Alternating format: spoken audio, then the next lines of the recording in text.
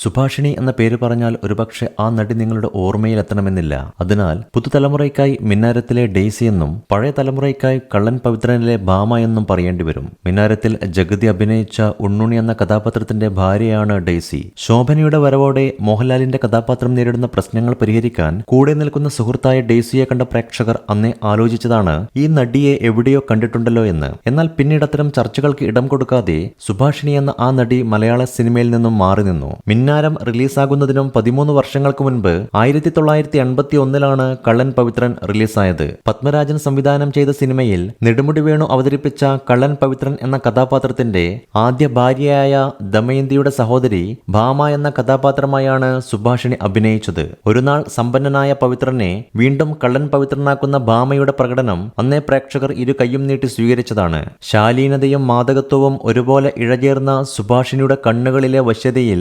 ആകൃഷ്ടരാകാത്തവരായി അന്നത്തെ യുവതലമുറയിൽ ആരുമുണ്ടായിരുന്നില്ല.